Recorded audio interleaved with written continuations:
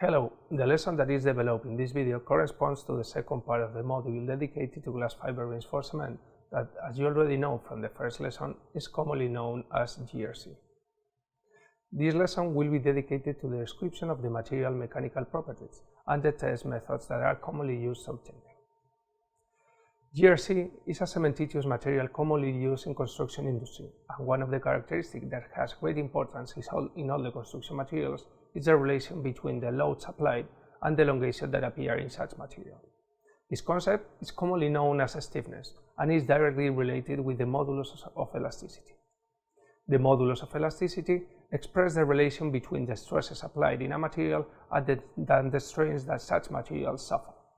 In the case of GRC, the main contributor to the modulus of elasticity is the cement mortar due to its higher volumetric fraction.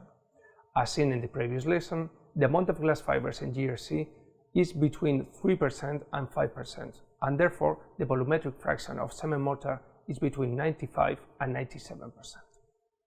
In what regards the compressive strength, a similar effect takes place. The glass fibers do not contribute to the compressive strength of the composite material. However, and in contrast to what takes place with such high volumetric fractions of fibers in concrete, the presence of fibers do not have a deleterious effect on the compressive strength of GRC. Consequently, the compressive strength of GRC mainly depends on the properties of the cement mortar, and such compressive strength depends on the type of cement used in GRC manufacturing. It's also important to highlight that in the main application of GRC, the compressive strength is not the most important characteristic of the material, and it is scarcely obtained in experimental tests. The main characteristic of GRC is the improved behavior when the material is subjected to tensile and flexural stress states. In this type of stresses, the glass fibers have a capital influence in the behavior of the material. The presence of glass fibers randomly distributed in the cement mortar increases the tensile and the flexural strength of GRC. These improvements are mainly caused by a change in the damage mechanisms that take place when subjecting GRC to flexural or tensile loads. The fibers added to the cement mortar remarkably enhance the brittle behavior that cement mortar shows, changing the behavior of GRC from being brittle as a common cementitious material to being a ductile material. In order to assess the influence of the fibers and also to compare between the behavior of the different types of GRC, the European standard test method EN 1175 is commonly used. In what regards the tensile behavior, in October 2016 there are no standard tests available. The European standard used to assess the flexural strength and behavior of GRC, as stated before, is EN 1170-5. This recommendation establishes, as can be seen in the slide, a 4-point binding test and provides for different combination of dimensions of the samples. As can be seen in this slide, these measures range from 160 mm long samples with a span of 135 mm to samples being 325 mm long and a span between the bearings of 300 mm. The test is controlled by the position of the actuator of the testing machine. This actuator is connected to a load cell that registers the load introduced in the sample. In order to obtain the deflection of the sample, a linear variable differential transducer is placed behind the sample in its central section. By processing the data register, in the test, load deflection curves can be plotted.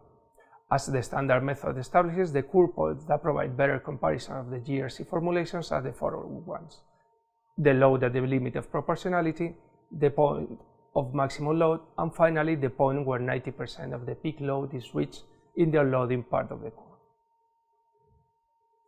In the figure that appears in the bottom right corner of the slide, it can be seen that a real test for formulation of GRC and how the different behavior registered in the test can be obtained. It is clear how by combining the comparison of the 3 points cited in the test method, a proper comparison of the behavior of the materials can be performed.